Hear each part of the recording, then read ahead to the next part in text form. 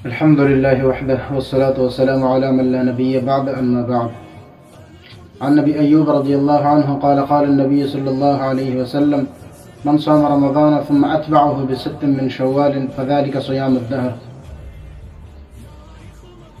میرے محترم بھائیو اور دوستو،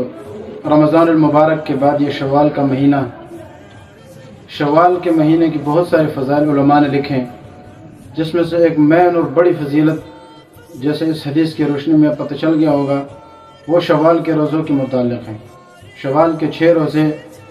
نفل روزے ہیں اور اس کا ثواب اور فضیلت اتنا زیادہ ہے کہ رسول اللہ صلی اللہ علیہ وسلم کی حدیث ہے۔ حضرت ابو ایوب انصاری رضی اللہ عنہ فرماتے ہیں کہ اللہ کے نبی صلی اللہ علیہ وسلم نے فرمایا کہ جو شخص رمضان کے مہینے کے روزے رکھے اور اس کے بعد اس شوال کے مہینے کے 6 روزے رکھے تو یہ ایسا ہے گویا اس نے پوری زندگی روزے رکھی۔ پوری زندگی کس طرح؟ ایک حدیث میں رسول اللہ صلی اللہ علیہ وسلم نے اس کو سال کے ساتھ برابر قرار دیا کہ گویا اس نے سال کے روزے رکھے۔ اس کی وجہ علماء نے یہ لکھی ہے کہ سورہ انعام میں اللہ رب العزت ایک جگہ فرماتے ہیں من جاء بالحسنۃ فلہ عشر امثالها، جو شخص ایک نیکی لاتا ہے تو اللہ تعالیٰ اس کے بدلے میں 10 نیکیوں کا اجر اس کو دیتے ہیں، بدلہ اس کو 10 نیکیوں کا دیتے ہیں۔ اب 10 جب رمضان میں آدمی 30 روزے رکھتا ہے تو 30 کو 10 سے ضرب دے دو تو تقریباً 10 مہینے، اور پھر جب یہ 6 دن کے آدمی بھی روزے رکھ لیتا ہے تو ہر روزہ 10 کے برابر، تو 6 روزے گویا 2 مہینے کے برابر، تو اس طرح یہ 12 مہینے کے برابر ہو جاتے ہیں۔ اب ہر سال آدمی جب یہی ترتیب رکھتا ہے تو گویا اس نے پوری زندگی روزے رکھ لیے۔ اب یہ جو روزے ہیں اس کی فضیلت اور بھی حدیث میں بہت ساری آئی ہے، لیکن یہی فضیلت اس کے لیے بہت ساری کافی ہے جو حدیث میں آئی ہے۔ اسی طرح دوسری بات یہ بھی ہے کہ اب اس کو رکھنے کی جو ترتیب ہے، نہ یہ فرض ہے نہ واجب ہے، سنت مؤکدہ بھی نہیں ہے، بلکہ عام ایک نفلی روزے ہیں، لیکن اس کی فضیلت بہت زیادہ ہے۔ تو اس کو رکھنے کی ترتیب بھی علماء نے لکھا ہے کہ پے در پہ مسلسل رکھنا بھی لازمی نہیں ہے، پورے مہینے میں آدمی جب بھی رکھے، آج ایک رکھے، پھر 2-3 دن کے بعد اور رکھے، پھر اس کے بعد فاصلے سے اور رکھے، مسلسل بھی آدمی رکھ سکتا ہے، جس طرح آسانی ہو آدمی اس طرح روزے رکھے۔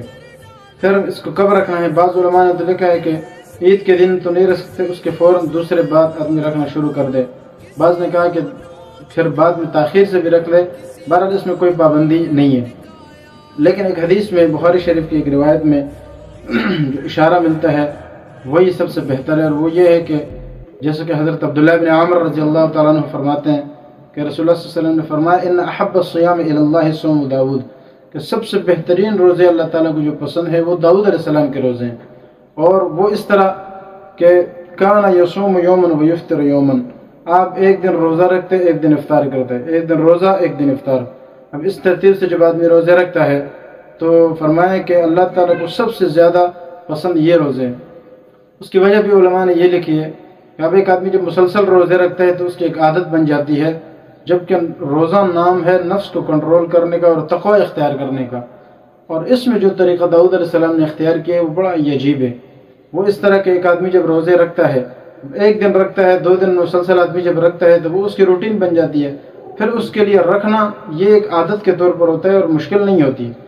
لیکن جب وہ افطار کرتا ہے اور پھر رکھتا ہے، اسی طرح پھر افطار کرتا ہے پھر رکھتا ہے، تو گویا اس میں بار بار اپنے خواہش اور اپنی جو عادت ہے اس کو کبھی بنا رہا ہے پھر توڑ رہا ہے، بنا رہا ہے پھر توڑ رہا ہے، تو اس طریقے سے عادت بنتی بھی